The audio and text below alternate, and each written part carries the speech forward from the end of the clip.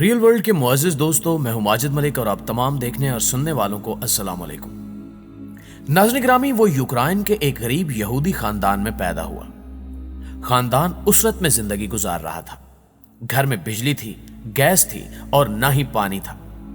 گرمیاں خیریت سے گزر جاتی تھیں، لیکن یہ لوگ سردیوں میں بھیڑوں کے ساتھ سونے پر مجبور ہو جاتے تھے۔ اس غربت میں 1992 میں زیادتی بھی شامل ہو گئی۔ یوکرائن میں یہودیوں پر ایک بار پھر ظلم شروع ہو گیا۔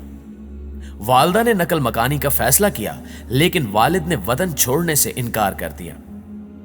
ماں نے بیٹے کا ہاتھ تھاما، اٹیچی کیس میں بیٹے کی کتابیں بھریں اور یہ دونوں امریکہ آ گئے۔ کیلیفورنیا ان کا نیا دیس تھا۔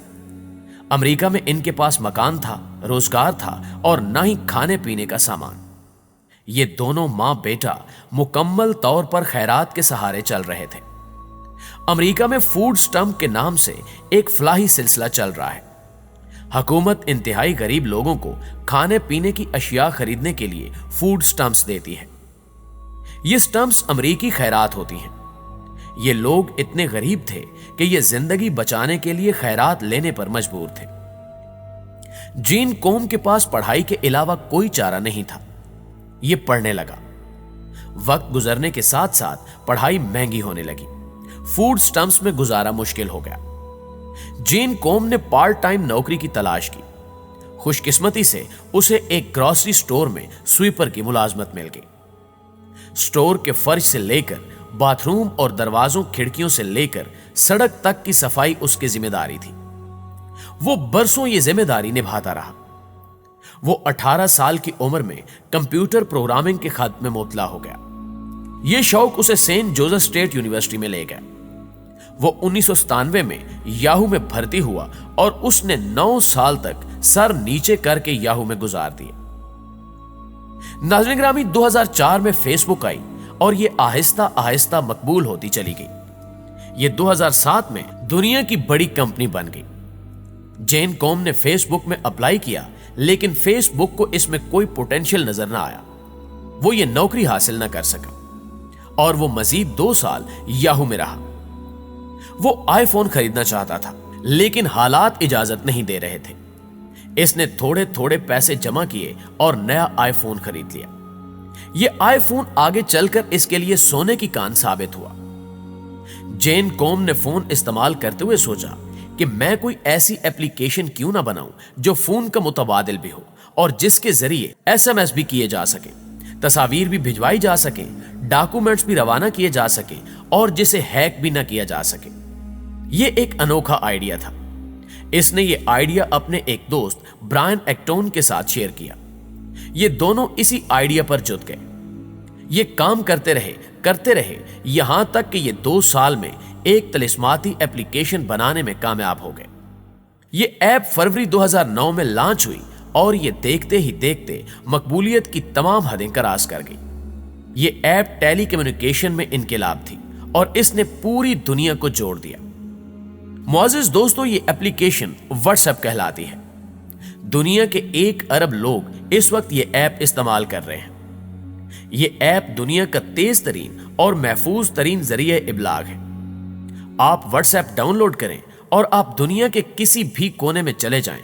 آپ کو نیا فون اور نیا نمبر خریدنے کی ضرورت پڑے گی اور نہ ہی آپ کسی موبائل کمپنی کے ہاتھوں بلیک میل ہوں گے۔ آپ پوری دنیا کے ساتھ رابطے میں رہیں گے۔ جین کوم کو واٹس ایپ نے چند ماہ میں ارب پتی بنا دیا۔ یہ ایپلیکیشن اس قدر کامیاب ہوئی کہ دنیا بھر کی کمپنیوں نے اس کی خریداری کے لیے بولی دینا شروع کر دی، لیکن یہ انکار کرتا رہا۔ فروری 2014 میں فیس بک بھی واٹس ایپ کی خریداری کی دوڑ میں شامل ہو گئی۔ فیس بک کی انتظامیہ نے جب اس سے رابطہ کیا تو اس کی ہنسی نکل گئی۔ اس نے خدا کا شکر ادا کیا اور کہکا لگا کر بولا، یہ وہ ادارہ تھا جس نے مجھے سن 2007 میں نوکری دینے سے انکار کر دیا تھا۔ وہ دیر تک ہنستا رہا۔ اس نے اسی ہنسی کے دوران فیس بک کو ہاں کر دی۔ $19 بلین میں سودا طے ہو گیا۔ پیارے دوستو، یہ کتنی بڑی رقم ہے، آپ اس کا اندازہ پاکستان کے کل مالیاتی ذخائر سے لگا لیجئے۔ پاکستان کا فارن ایکسچینج اس وقت $22 ارب ہے اور پاکستان 70 برسوں میں ان ذخائر تک پہنچا، جبکہ جین کوم نے एक एप्लीकेशन 19 अरब डॉलर में फरोख्त की। जेन कॉम ने फेसबुक के साथ सौदे में सिर्फ एक शर्त रखी कि मैं फूड स्टैंप्स देने वाले इदारे के वेटिंग रूम में बैठकर दस्तखत करूंगा। फेसबुक के लिए यह शर्त अजीब थी। ये लोग ये मुआहदा अपने दफ्तर या उसके ऑफिस में करना चाहते थे, लेकिन वो डट गया। यहां तक कि फेसबुक इसकी जिद के सामने पसपाई इख्तियार करने पर मजबूर हो गई। एक तारीख तय हुई, फेसबुक के लोग फ्लाही सेंटर पहुंचे। वो वेटिंग रूम के आखिरी कोने की आखिरी कुर्सी पर बैठा हुआ रो रहा था। वो क्यों ना रोता? ये वो सेंटर था जिसके इस कोने की उस आखिरी कुर्सी पर बैठकर वो और उसकी मां घंटों फूड स्टैंप्स का इंतजार करते थे। ये दोनों कई बार भूखे पेट यहां आए और शाम तक भूखे प्यासे यहां बैठे रहे। वेटिंग रूम में बैठना अजियतनाक था, लेकिन इससे बड़ी अजियत खिड़की में बैठी खातून थी। वो खातून हर बार नफरत से इनकी तरफ देखती थी। तंजिया मुस्कुराती थी और पूछती थी, तुम लोग कब तक खैरात लेते रहोगे? तुम काम क्यों नहीं करते? और ये बात सीधी इनके दिल में तराजू हो जाती थी। लेकिन ये लोग खामोश खड़े रहते थे। खातून इन्हें स्लिप देती थी, मां कागज पर दस्तखत करती थी और ये लोग आंखें पूंछते हुए वापस चले जाते थे। वो बरसों इस अमल से गुजरता रहा। चुनांचे जब कामयाबी मिली तो इसने अपनी जिंदगी की सबसे बड़ी कामयाबी उसी वेटिंग रूम में मनाने का फैसला किया। उसने 19 बिलियन डॉलर की डील पर फूड स्टैंप्स के इंतजार में बैठे लोगों के दरमियान बैठकर दस्तखत किए, चेक लिया और सीधा काउंटर पर चला गया। फूड स्टैंप्स देने वाली खातून आज भी वहां मौजूद थी। जैन ने 19 बिलियन डॉलर का चेक उसके सामने लहराया और हंसकर बोला, आई गॉट अ जॉब, और सेंटर से बाहर निकल गया। नाज़रीन ग्रामी, ये एक गरीब अमरीकी के अज़्म हिम्मत की अनोखी दास्तान है और यह दास्तान साबित करती है कि अगर आप डटे रहें, मेहनत करते रहें और हिम्मत कायम रखें तो अल्लाह ताला आपके लिए कामयाबी के दरवाजे खोलता चला जाता है। जी तो मुअज़्ज़िज़ दोस्तों, आज की वीडियो में बस इतना ही।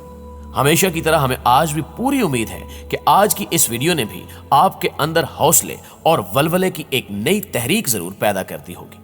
और अगर वाकई ऐसा है तो इस वीडियो को लाइक करते हुए अपने दीगर दोस्तों के साथ भी शेयर कर दीजिए, ताकि वो भी इस वीडियो को देख और सुनकर अपने अंदर सोए हुए हौसलों को बेदार कर सके।